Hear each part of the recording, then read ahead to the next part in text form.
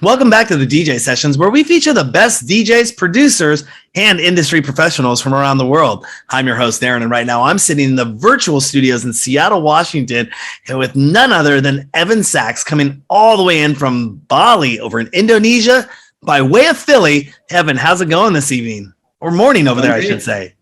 Yeah, it's morning here. How are you doing? I'm doing great. I still got to get used to those time zones because it's actually tomorrow over there. It's Wednesday for you, right? Yeah, scheduling's a bit of a pain in the ass, and you kind of just adjust to doing morning calls and night calls, and then I get my work day in between. I hear that. I being kind of the person who I had to eventually turn my email notifications off because I work with a lot of people over in Europe, and when they would respond, I'd be fast asleep. And I would just ding, ding, ding, ding, ding, ding, ding, ding, ding, or the phone would be vibrating every, and it's like, do not disturb mode. Was a beautiful mode that I love they put on the phone back in the day. But thank you so much for coming on the DJ Sessions. Got a lot to cover here. And I want to dive right in. 1001 track lists. First and foremost, what is 1001 track lists for our DJ Sessions viewers or people that don't know?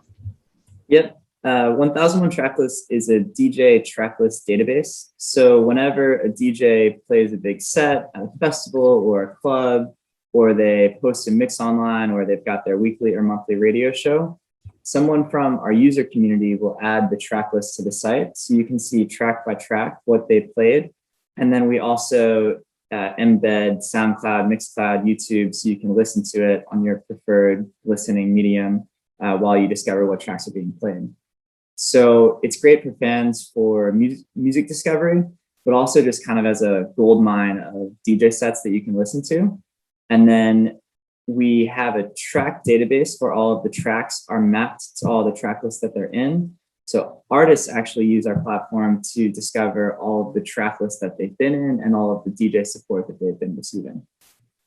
From what I understand, it is kind of like you said, the gold mine. I was using it the other day, and some people will go, I want to go find out what so-and-so's playing, or I want to see what the top is in this genre, and I want to add that. And it's just a repository of wisdom. If somebody was becoming brand new to becoming a DJ, they could kind of go there and say, I guess it would be biting other people's set lists, but that's how you kind of find your music in the beginning. I guess if you don't know where to go, I think 1001 Tracklist would be a great place to start out.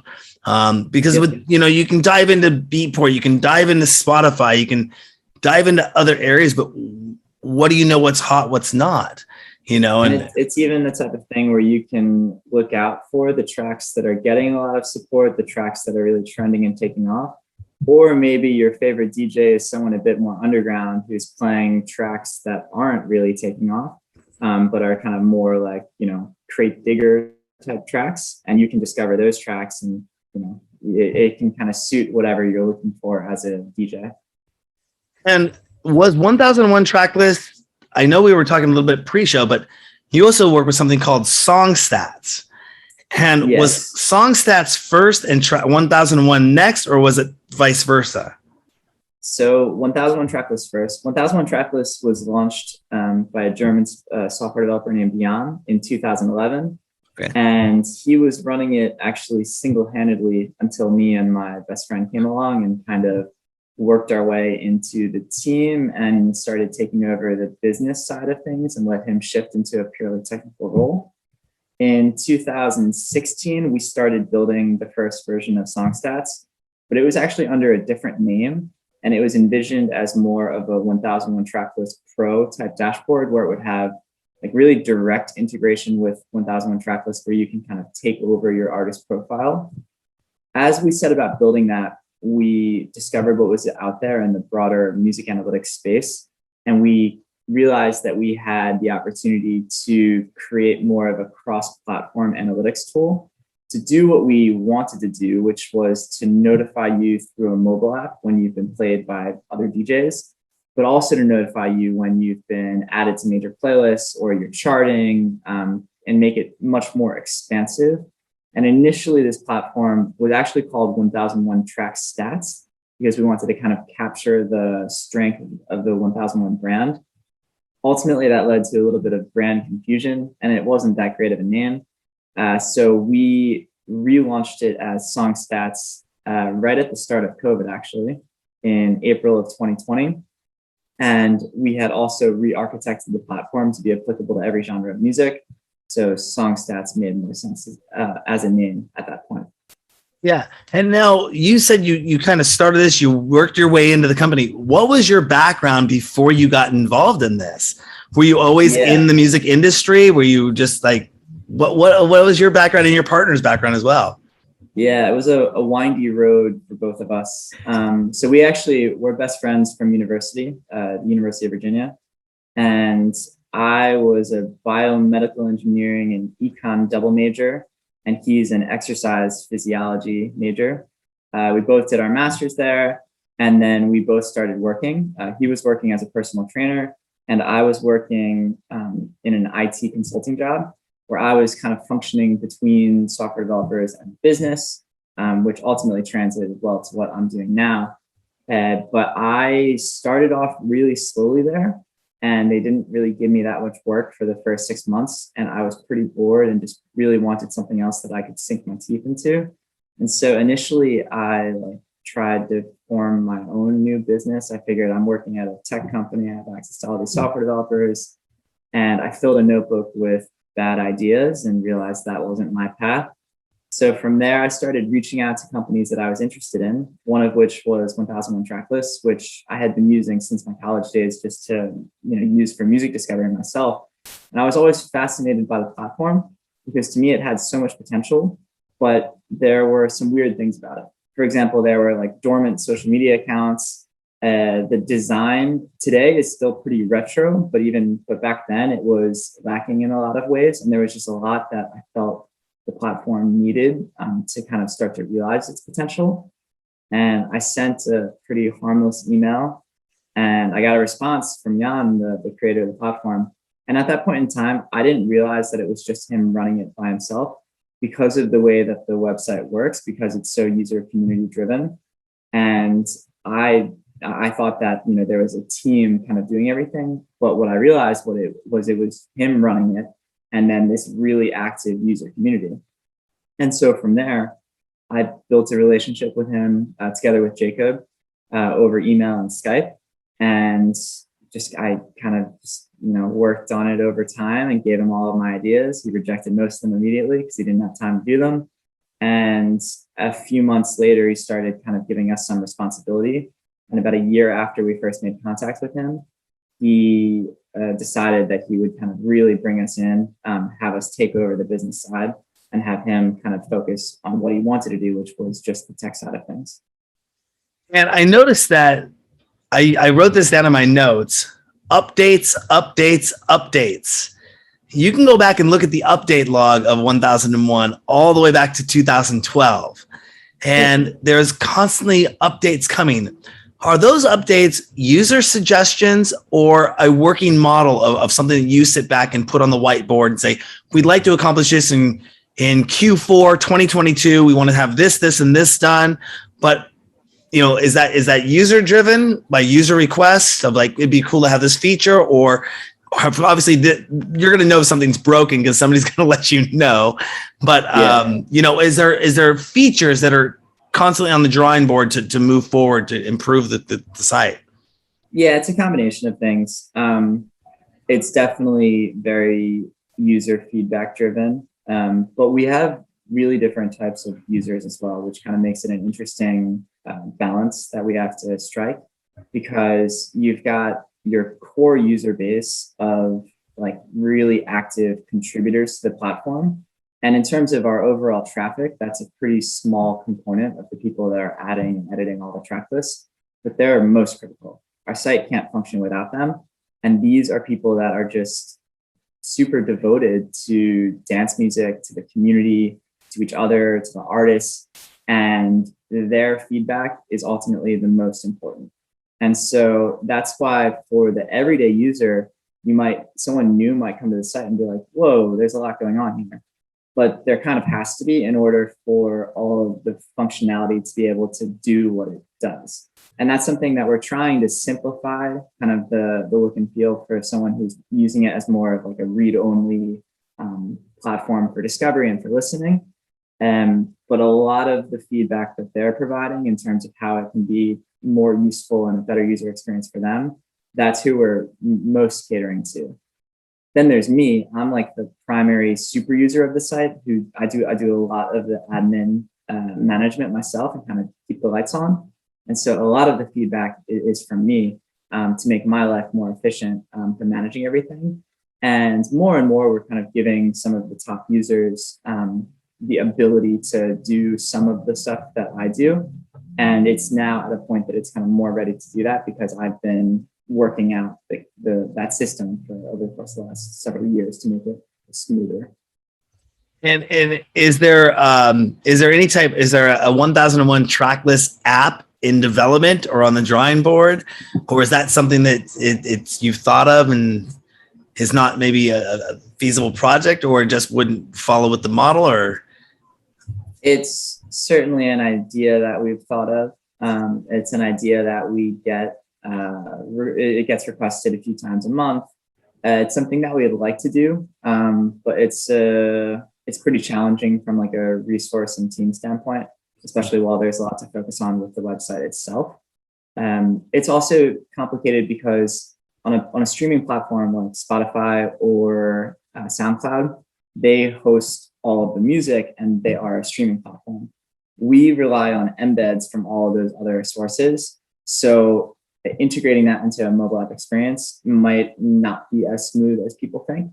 It's the type of thing that we plan to do, especially just for example, the ability to get a push notification when your favorite artist has added a new track list. That type of thing would be really useful. But for the time being, it's kind of one of those ideas that's just backburnered until we can really properly allocate resources to get to it.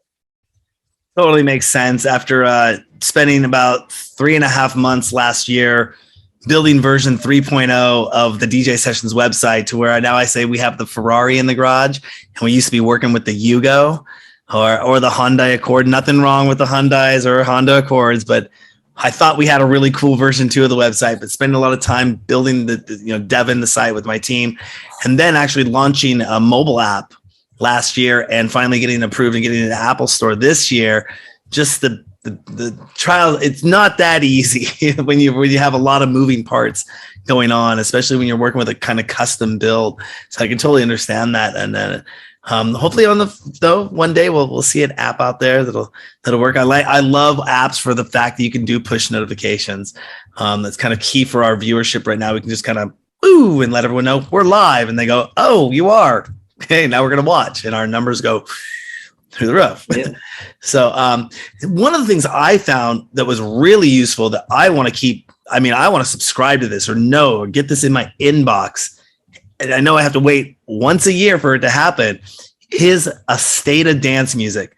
The comprehensive report that you do is not only beneficial for the DJ, it is beneficial for the end user, the listener, to kind of know what's going on. And you're basically got this huge database that's going on and churning, going, this is what's happening, folks. I was just scrolling down and thought it was going to stop at maybe the pie chart. Like, okay, here's what we saw for 2021. Here's at a glance, impressive numbers, 69,820 new track lists, visited over 62 million times.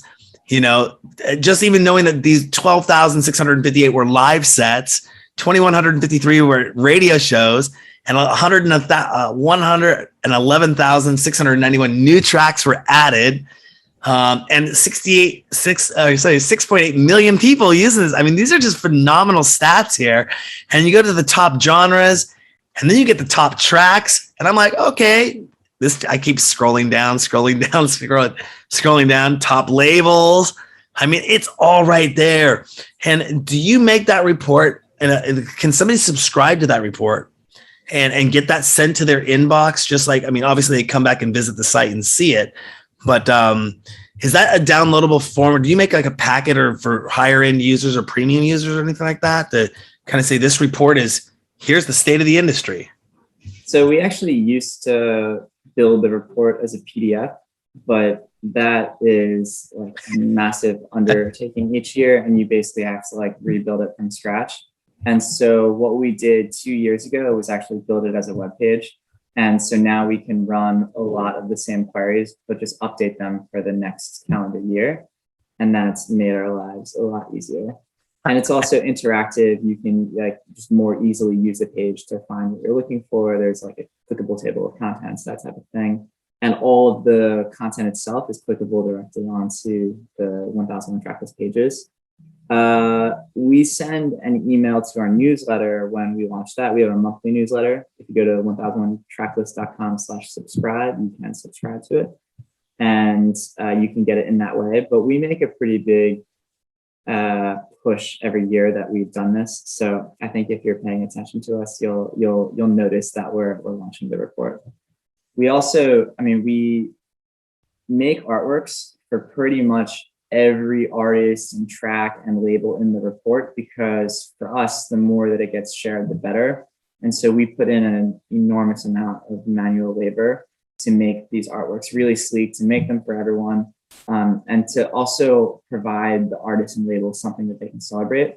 Because it's really cool if you're one of the top future house tracks or whatever it is that's gotten you into the report.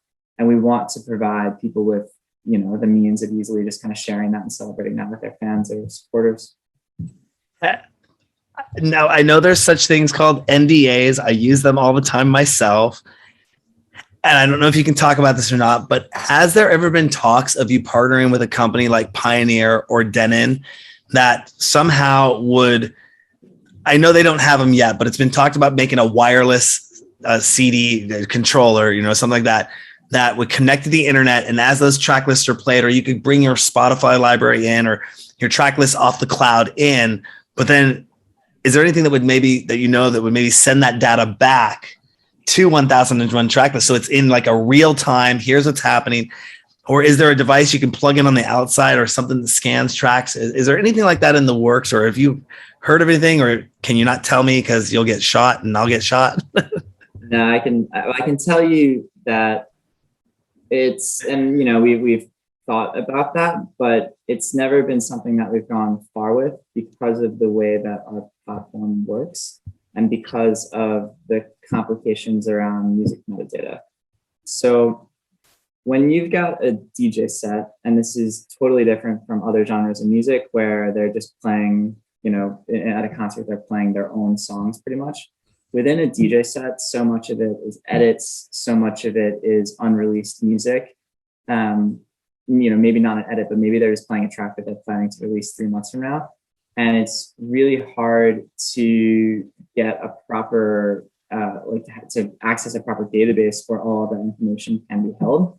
And so the other thing is that when people are playing music from the record box, a lot of it is labeled not necessarily with what the track name actually is. It's kind of got custom labeling on it. And so to match up all of that metadata and to have it function the way that we do, where you have a single track page mapped to all the track lists that it's in, that's a really difficult process, and one that I think if we tried to automate, we would lose a lot of what we pride ourselves on in terms of like not having duplicates and really just having that singular track page that everyone can see all of the support that it's been given. We have something that's different from automation, and it's kind of interesting in today's age where you try to automate more and more and leverage technology. We keep it old school. We've got a user community who is like, the community is just super committed and devoted, and it's a lot of it is just like kids who will pay attention to an artist's Instagram. They'll know that that artist teased a track 3 months ago, and that's the track that they're playing. And so before the track's released, maybe we'll give it a working title. Maybe we'll just call it an ID and link the ID to all of the times that ID has been played. It's a pretty special system. And I think for that reason, it's going to kind of keep going in the direction it is. And I mentioned before that we've got like a smaller subset of our traffic that's like the core user community. That community is growing. There's more and more people that just really take pride and want to contribute to the platform and make it as accurate and comprehensive as it is. And also a lot of artists themselves will tracklist their own content because our platform has become so important from like an exposure standpoint that artists want to make sure that their track lists are up as timely as possible, as accurate as possible. and just kind of get the community feel type of thing that we're going for, and want to be a part of that. And so for that reason, I think that the stuff of like being able to play a set and have that all go into a database, kind of like what Pioneer was going for with Kubo.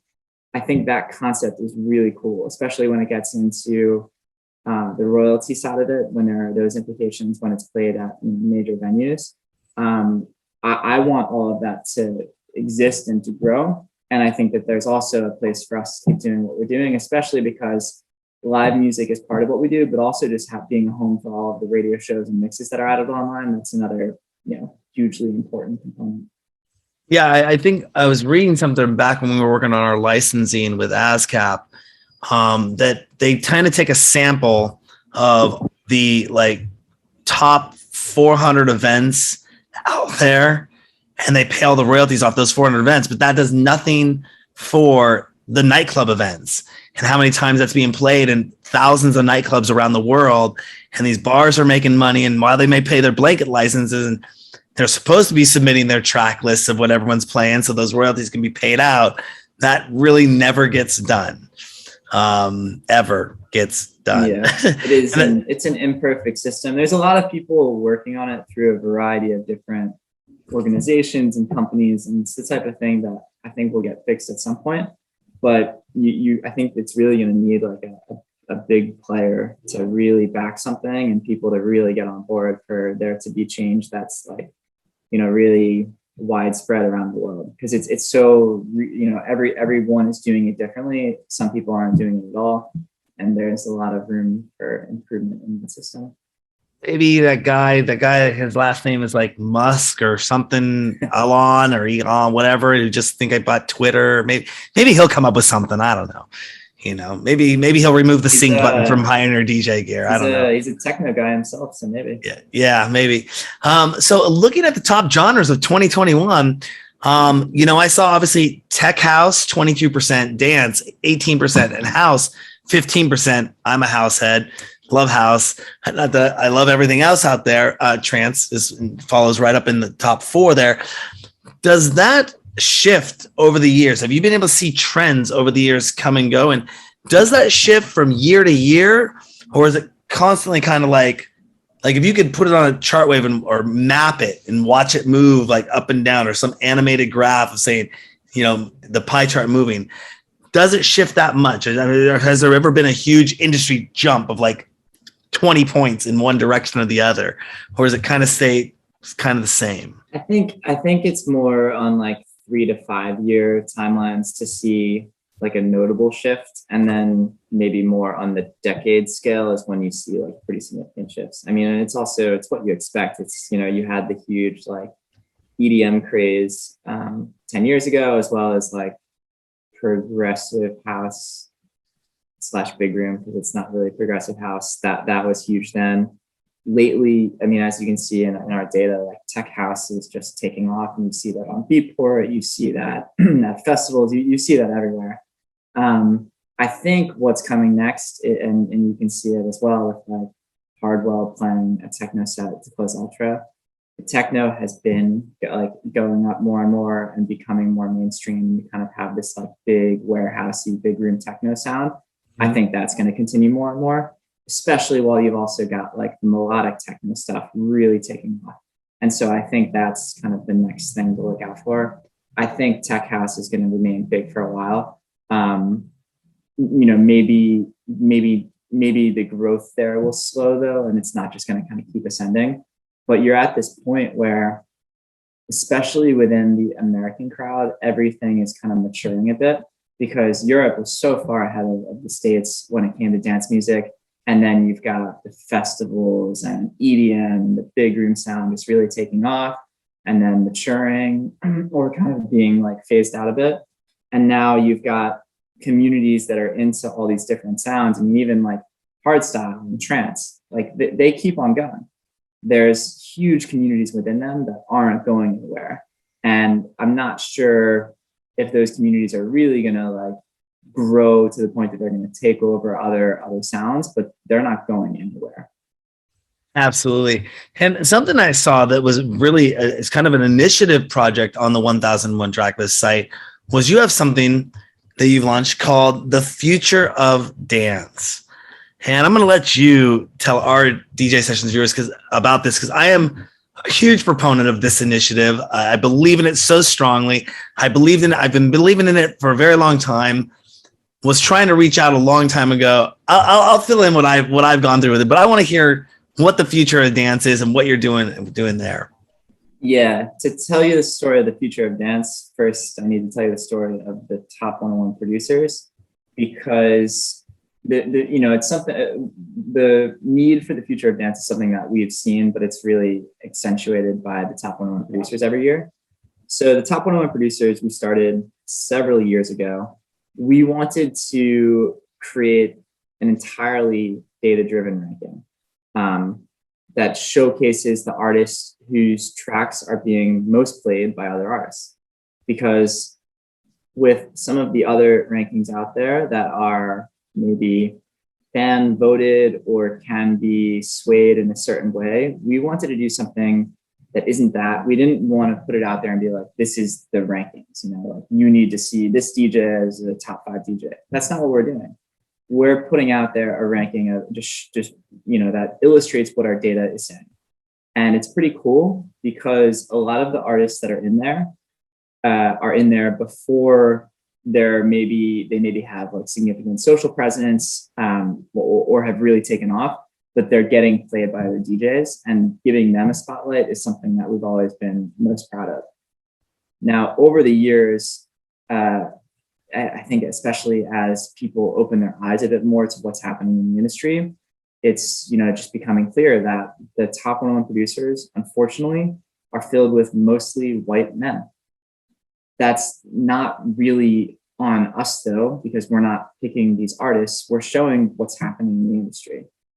It's not something that we're proud of, but also we want to continue showcasing the top 101 producers, and we don't want to hide away from that. We're not happy about that, but that's why we've decided to create the Future of Dance and give these artists a spotlight alongside the top 101 producers and try to provide an equal spotlight to the top 101 producers.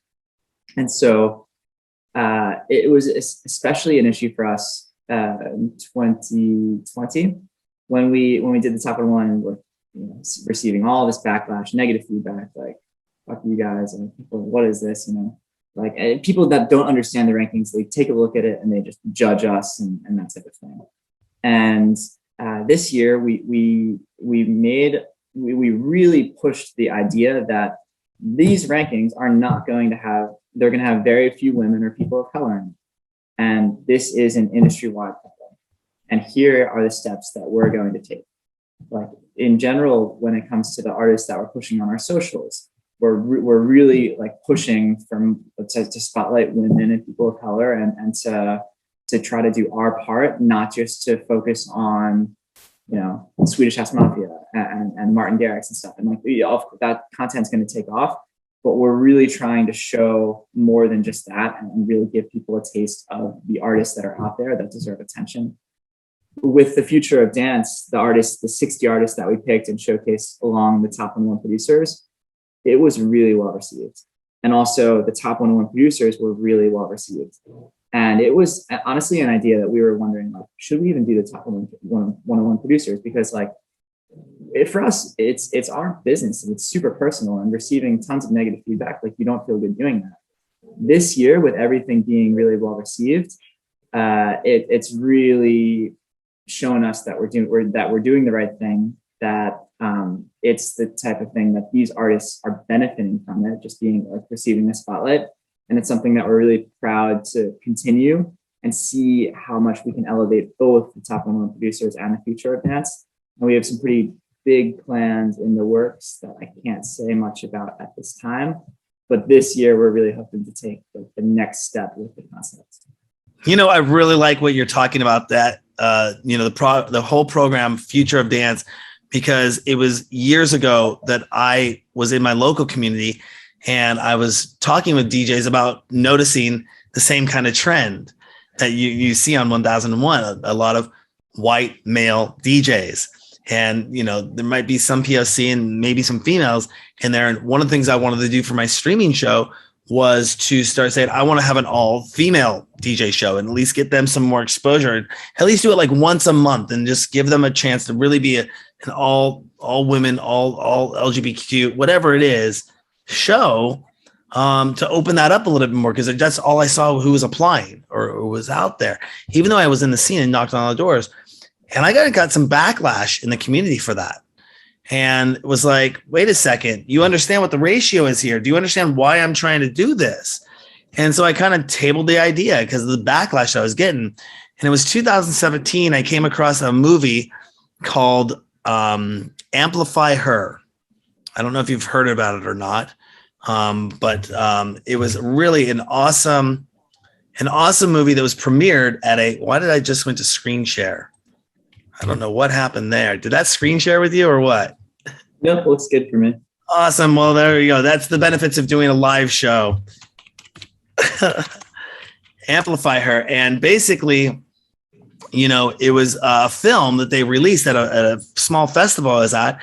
They kind of debuted it there. And it was about the story, a documentary of these female DJs and their kind of life as starting out as a DJ and going through the whole motions of everything they have to deal with of getting out there and what they have to do sometimes to get attention and stuff. And it really just kind of solidified my position even more of saying, you know what, I come back, fuck what people tell what they don't like me to do. I'm going to do this anyways. And just kind of brushed that aside and said, I want to focus on that. And, since then, it's been kind of my outreach to set that dynamic and give more people an opportunity, because at the DJ sessions, we always have had an open table policy. If you want to have fun, you want to come play, come over here. We can find a spot. We can find an event for you. You aren't stuck playing in your bedroom anymore. We want to work with everyone as long as you're out there to be a positive influence in the community and have fun. And even if you're brand new to the game, we know you're going to train wreck. It's okay. Practice. Come on the show, practice, come on the show. Because that's, as any profession, you're going to need to do your practice. But we want to make sure that people have an open doorway to the industry. And opportunity is what people need. Well. Yeah. Yeah. And so I totally commend you on that effort. And I'm glad that the future of dance has been so well received. You said something, I can't remember, something that made me think of this. And it's just like some people don't think that this is an issue still, but an example is, we'll post a woman DJing on our socials and you'll get comments of like, she's not even DJing or like, that's like, she didn't produce that music. It's just like these assumptions that are made because it's a woman producer, a DJ, and it's really screwed up. And, every time that happens, like we get on that. We say like that's completely inappropriate and not true. And like, we also just block those people and prevent that from happening, because that's not something that should be seen or tolerated. And, it's just us trying to do our part, but there needs to be so much more everywhere, especially when it comes to booking. And you see a lot of organizations that are trying to even out the booking, but there are a lot that aren't and don't care about that. And so there's a huge room to grow with on all of this across the industry. And hopefully it's something that step by step it improves. And it's not just women, it's people of color, it's LGBTQ and all of that. But hopefully people open their eyes more and more and kind of understand what's happening and where we all should try to go with that. Absolutely. I couldn't agree with you more on that. I noticed that I did see a statement on the website. Maybe this is in on the front page. I'm going to quote, says on the 1001 Tracklist page, says, "We are now allowing you to indicate when a non-qualifying DJ played a part of a track list. If there's a track list for both artists who qualify and artists who don't yet qualify, rather than using headline text to indicate if the non-qualifying DJ played part of the track list, you can use DJ select or choose other artists and then type in their name." Condense that down on what that means to the normal person who's not a DJ, or what does that mean? Because it sounds like a huge step. I would actually lead with, this is mostly irrelevant to most people. This is like a pretty technical enhancement just to clean up the data and make it clear within a track list which DJ plays which part, because previously sometimes it would get blended together, and for data and charts purposes, maybe all of the plays would be attributed to one of the DJs, but now it's easier to like segregate which DJ played which part, and therefore like track it better from a data integrity standpoint. Is this would be if like you were doing a back-to-back set or something like that? It's actually more if you have a radio show where someone played the first hour and someone played the second hour, being able to more clearly differentiate who played what. Previously, like we were doing this, but we've just made it easier to differentiate between them. Okay, awesome. I just saw that and I thought that sounds like a really cool upgrade. I know there's some importance to it, and it's probably more on a back end reporting kind of thing to make it fair for everyone. It sounds like, for me, it's cool. It makes my life easier. Because I was doing a lot of like admin editing of all that stuff, and it was a pain in the ass. And people no one was really doing anything wrong. We just didn't have it set up properly. Yeah. So it's made my life better more than anyone else there. Well, I'm excited because the DJ sessions is actually on 1001 track list, and we're going to be having some mixes going up there. Got a ton of stuff in the pipeline, in the works. Super excited to start being able to submit there. So again, thank you for the platform. Let's talk about when you're not in the office over in Bali and you're actually getting out in the world. Were you at Winter Music Conference 2022 this year? I was not, because I live in Bali and I decided this year I would stay here. Jacob and Fahim from our team went, and we actually did a private live stream. We worked with a couple of companies, and we actually did a fundraiser for Ukraine charities, and that was pretty great. We raised, I think, more than $15,000. It was basically like an industry mixer. It was a private event at a penthouse, really sick location. And whoa, hey, there it pops up. Just comes up and activates. Yeah, and had a proper live stream production team, and so it was really cool, really good footage. A lot of the sets are up on our YouTube now, so you guys can go check it out. Awesome. Yeah, I was looking at that, and I mean, was that the first time you ever launched the Twitch channel? We launched the Twitch channel during COVID. We started doing some streaming stuff like everyone else. We did our own virtual festivals and learned how to do that on the fly, and that was pretty crazy. We did a virtual event for the top 101 producers that year. We did that within Minecraft, which was crazy. I'm not a Minecraft person. No one from our team is, so we kind of had to figure that out. But we were able to work with a team and build like our own virtual, like festival stage in Minecraft. It was pretty cool. I had a so the event actually for us was overnight here in Bali. And so at like 10 in the morning, after being up all night, I'm drinking a Red Bull, I'm like messing around in the game, I'm hanging out with some of the artists in the game. Yeah, it was weird, but cool. That's why I see that you do the streaming, and you did something for WMC, and now you mentioned the Minecraft.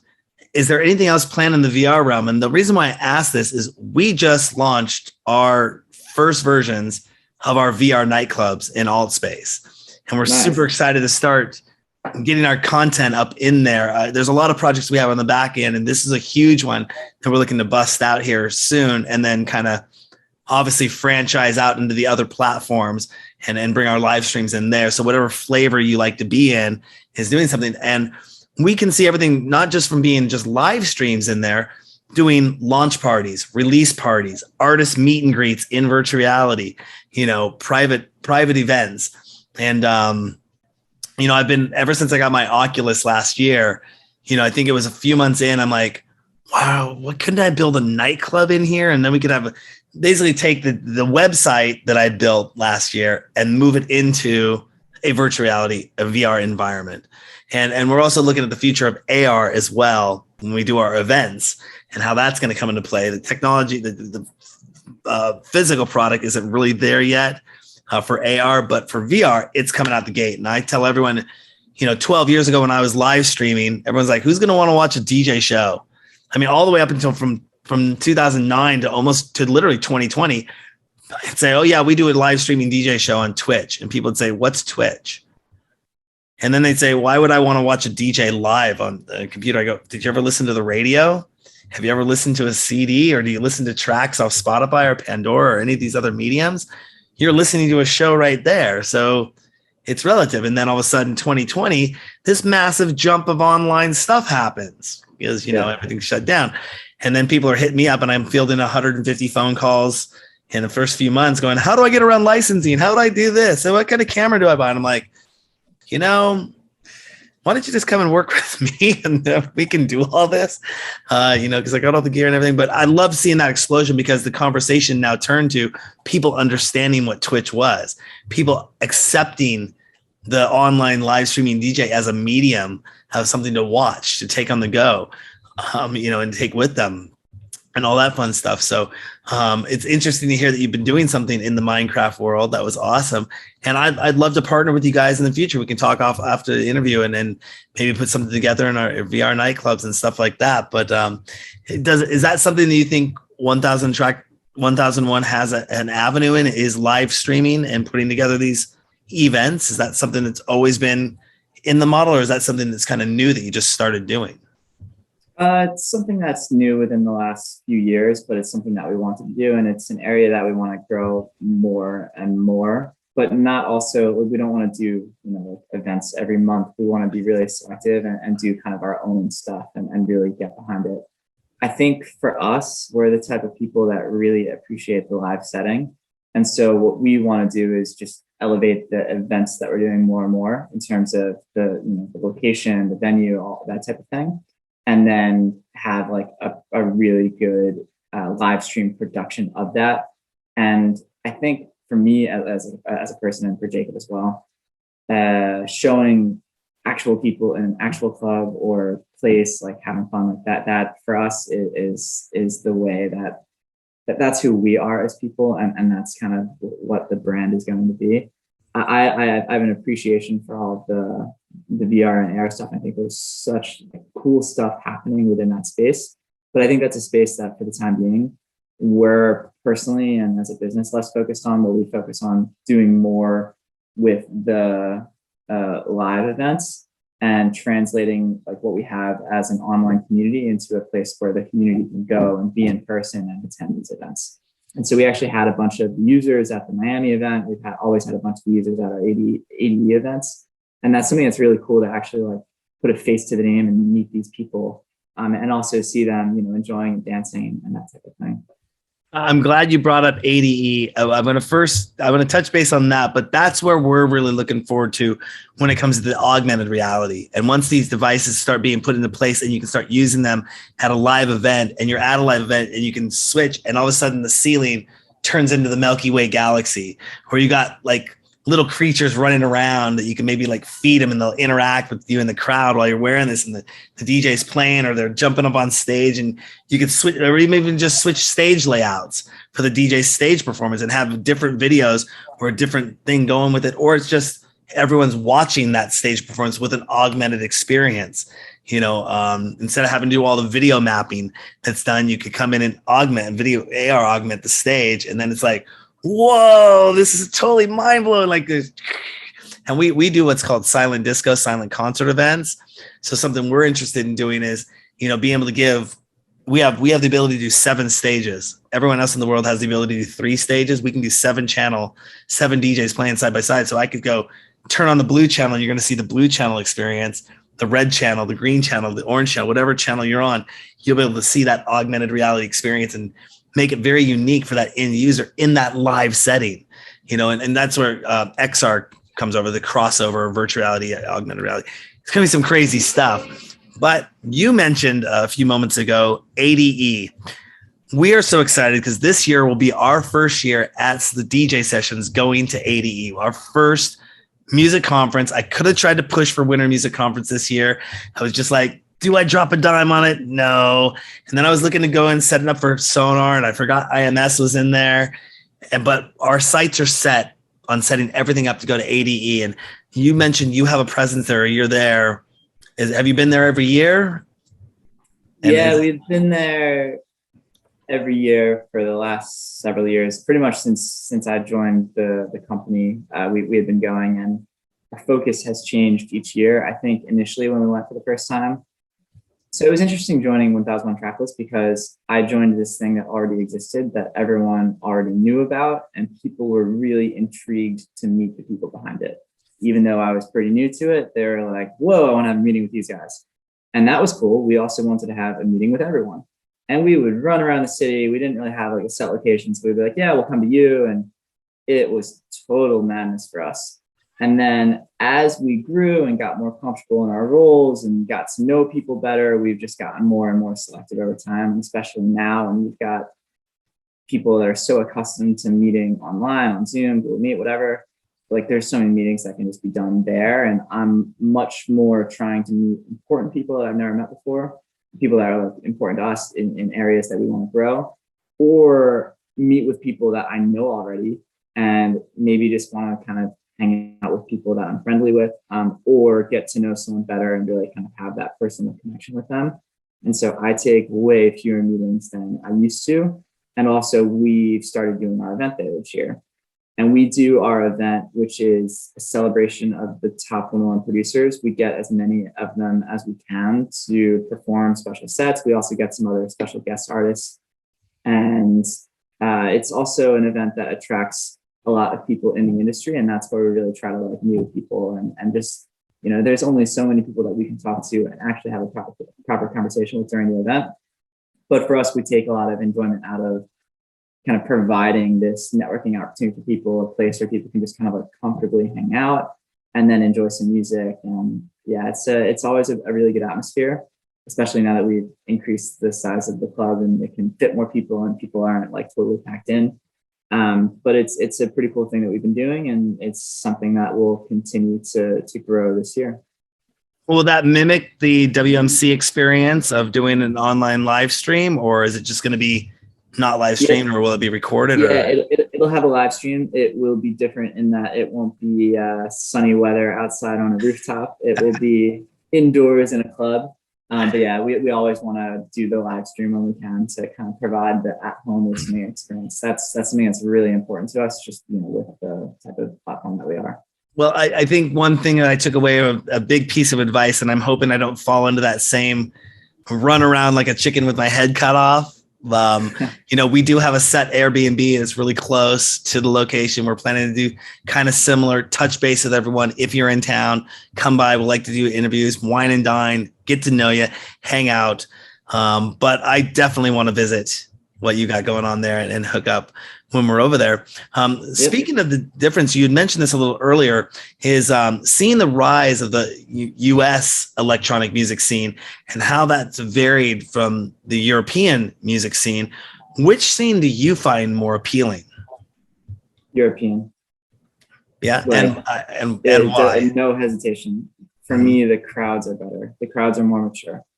In the US, and I haven't been there for a while, but it's just like it's a lot more not going for the music. It's going to party.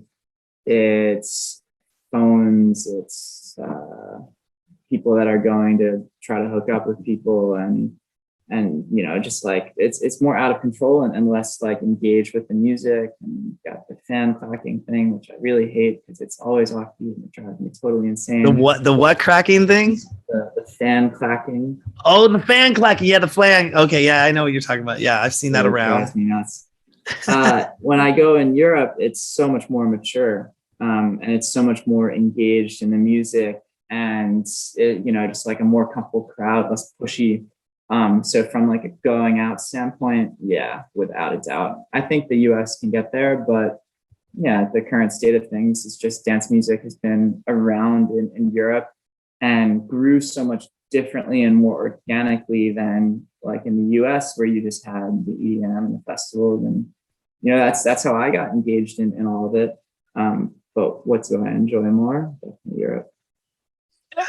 And if you could go back 25 at your current age, who you are right now, knowing what you know, could go back 25 years in music history or 50 years forward into the future, which one would you pick and why? whoa, 25 years back in Ibiza, and like see, where everything really kicked off. And I mean, yeah, it was, there's no phones. It's just such an authentic experience. I would love to see kind of like where everything came from, for sure. The future is cool, but kind of worried about where everything will be in the future, especially 50 years. So let's go backwards.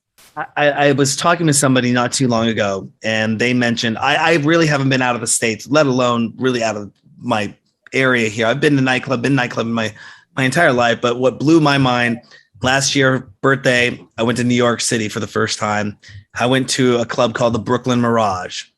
And I just said, you know what? I'm not that I don't love my local hometown scene and the smaller nightclubs and the smaller venues because it's intimate. You can be right next to the artist. I was blown away by that place. And I kind of said, I'm not going nightclubbing that much anymore in my own home city. I want to spend my time going to nightclubs around the world. I'd never been to Ibiza. And I was talking to this girl, and she says, Darren, I know what you mean. I went to Ibiza when I was 18 years old, and it ruined me for the rest of my life because of what the production, what goes on there, everything is so amazing. What happens there, that, coming back home, you're like, oh, this is a party that was a party that was a party in the basement of this party that was around the corner, and it was way out here. And that's what you kind of get when you come back to your hometown. It's like, wow, how do you compare that? And so if I would have gone out to clubs 25 years, it would be nice for me. I think I'd choose the 25 years and go back in time with you. Yeah. Let's go check out what this is like. I mean, yeah, I'd be 48 years old. Maybe if they could shave off 25 years of me too, but keep the knowledge, and I'm 23 again. And I'm going back going, this is really cool. That'd be really awesome. But yeah, I kind of would love to go back and go see the world with my youthful self. And I still am very youthful, but I mean, with those kind of eyes and seeing that just come up and being in that, speaking of future, forward, backward, past things, technology moves very fast in DJ land. If you could think of something that's not on the market today, but in your vision would be really awesome to have in the marketplace for the electronic music community or music community as a whole, what would that be and why? Other than 1001 Tracklists. Yeah, I think the first thing that comes to mind is what we were talking about before. It's just better tracking and like really proper automation of, artist plays a set, he plays tracks from this artist, like this artist receives the royalties from it. I'm automating that whole system.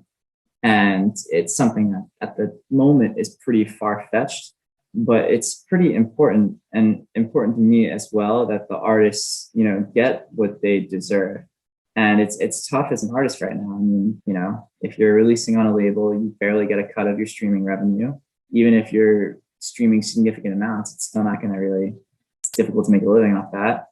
And then you're touring, and it's difficult to make a living off touring, and touring is difficult. If you're a top artist and you're getting, big booking fees, then okay, that's one thing, but most people aren't getting that. And you're maybe making a couple $100 here, and you're working your ass off, and you're in a tough lifestyle. So, if artists are also getting, like, from without having to really work, what they should be getting in terms of, like, if their music's being played and getting the cut from that would be, really significant. Yeah, it'd be interesting if they were to make a device that required any venue that had music in it by law, put a little device that sits there and listens, like a Shazam for business. And as that is played, it automatically just says, this is what was played in your restaurant. This was what played here. And if you have, some type of, I'm not trying to be the man and trying to come over the system and say, we've got a cloud over you and erase freedom of expression or anything like that. But something that could be done in a way that, so the business owner doesn't have to worry about another thing inside their business. I'm already going, hey, DJ, send me the track list so I can make sure this happens so I don't get busted for this. But there really is no ASCAP police out there. There's no BMI police. The closest thing they have is, Google's created the content ID for YouTube, which they don't share with anyone. And then there's the other company. I can't remember the name of it off the top of my head. I should know this, but it's kind of what everyone else has to use. And, and with what the EU just did by coming in and removing the safe harbor from, the companies, they're now live. If somebody puts something online, the company is now liable for it the instant it's there. They don't get a safe harbor anymore for taking it down, and it's just those kind of things of how do you work it all in? And everyone always screams, oh, well, why doesn't Google just pay for it? Why doesn't Amazon just pay for it? And it doesn't work like that because they don't understand that's not how rights management works of these tracks and everything. But yeah, something that technology is, you're right, is how to kind of help get the artist paid, especially the independent producer who might start an independent label, who can, start doing stuff and they know I'm getting some residual off this. This is somebody's playing my track out in the club, especially if it hits. They can't track if there's 10,000 plays of it. And well, all these people are getting paid using my track, but I ain't seen nothing of it. And that's another thing that to change is kind of that some artists will say, I don't care, my track's getting played. But you did put your hard work in it. You should be getting some compensation for it somewhere. And right now, the only thing I really see is something like 1001 Tracklists. If somebody is notable, plays it, they'll say, this is who it's from. Here it is. And they go, my track's being played. And they can use your other company's song stats. It's an important point because it's, while the revenue side of it would be good, it's not something to dismiss. And it's really something to try to take advantage of and like push that out on your socials and show that that's happening. It's like, it's an important way of kind of proving to everyone that you're relevant. And unfortunately, in today's day and age, that's something that you need to do. And you just got to be really pushy with that type of thing and capture the momentum. If I could even get a nickel for every trackable download, rather than we work with sponsors is how we generate our revenue. But if I could get a nickel or a penny for every download in that sense, when we're doing what we're doing, it'd be very interesting to see that monetization in a sense coming in. There's ways to do it. But we work on a different funding model, but I'd like to see the artist. I know that an artist, if they just got one nickel and they knew one person played their song, they're like, I got something. It may not be much, but at least they know it's being played. At least it could be tracked in an open system. They not even have to get compensated for it, although that'd be awesome. But as long as they know somebody's listening to my stuff, and it's not just they have to go to my Spotify and now they're listening to it, it actually got played over here at this club or in this location and got up there. So kind of awesome stuff. Question here for you though. With the rise of electronic music becoming so mainstream over the last, I'd say 20 years roughly, should DJing be funded with government programs like other art programs?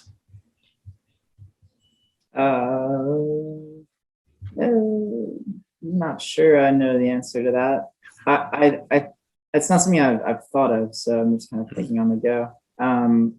I think the arts in general should be funded to an extent, maybe not maybe not to such an extreme extent, but just support for people that are pursuing that. And I think electronic music fits within that for sure, especially nowadays. Definitely. And a couple last questions here for you too. I see that 1001 Tracklist has merchandise. Mm-hmm. When did you decide to start making 1001 Tracks merchandise? And will there be NFTs available in the near future? The merchandise thing we've actually been working on for several months of really trying to get the merchandise right. I think several years ago, we just made some shirts and just put our logo on it. I've got a few of those shirts. I'm proud of them, but they're not necessarily something that anyone else would want. A few people wanted them, but with the current merch that we're doing, we're trying to make it really cool designs and something fresh that people want. And so we launched that at the beginning of the year, and there will be more that we'll do there. And it's just something that we kind of have. It's not something that we need revenue from, but it's something that we're putting out there, and people want it, and that's great. NFTs, maybe. We're looking at some ways of doing NFTs that I haven't seen done yet. It's basically you're limited to the size that an NFT can be, and unfortunately you can't make a gigabyte NFT yet. So we're working on that, but we're excited to see where that's going to go, and especially coming back to that revenue generation conversation for artists, where they could actually make an NFT of a song and then put it out there and then somebody could sell it and sell it and sell it and sell it, they could actually still get something on the back end off of that for the life of that NFT forever, which is going to be interesting to see how that comes into play. But it's very new territory, very awesome stuff to be watching. And yeah, I really like the companies that are out there that are doing things like community funding, where you can have people basically buy into the track ahead of time and fund the artist for that. And then, you know, if it's a track that they really believe in, then they can buy a percentage of the revenue that that track generates. I think that's really cool, both for the artist and for the fan, just as an experience thing to kind of like own that. But also it's a really interesting way to look at just, you know, how to like the life cycle of the track and the revenue it generates and how that can become something for everyone. Absolutely. Evan, is there anything else you want to let our DJ Sessions fans know about before we let you get started for your morning over there? I think that if you're an artist, you should check out 1001 Tracklists. If you'd like to get your content on 1001 Tracklists, you can reach out to us. We actually run all of our support for 1001 Tracklists through our Facebook page. It's been the easiest way to do it for us. Artists need to qualify to have tracklists added, and we do that so that someone like me who DJs house parties can't have my content on the site, which none of you care about. We want the content to be like kind of have a baseline level of relevancy, so that's why we do it that way. Artists need to have 3 tracks in the database and support from 3 DJs in order to qualify. That's the rule. If you want to get your content on the site or have any other questions, feel free to reach out to us and we'll be happy to assist. And if you are an artist and you want to track how your music is performing across platforms, you should also check out Songstats. Awesome. Thank you for that. And where can people find out more information on those? It's just songstats.com, 1001tracklist.com. That's 1001 as in the number 1001 tracklist.com, correct? Correct. Awesome. Well, Evan, thank you again so much for coming on the DJ Sessions. It's a pleasure to see you. I will be meeting you in person at AD later this year. Probably do a follow-up with you here in a few months just to touch base and see what's going on. But again, thank you for coming on the DJ Sessions this evening. Morning. Yep. Morning. Yep. Thanks for having me. Absolutely. And on that note, don't forget to go to our website, thedjsessions.com. Find us on TikTok, find us on Twitter, find us on Instagram, even Facebook. We're there too for the DJ Sessions. This is Evan and Darren. I'm coming to you from Seattle, Washington. He's all the way over in Bali. I always point the wrong way on these Zooms. And you know what? Don't forget at the DJ Sessions, the music never stops.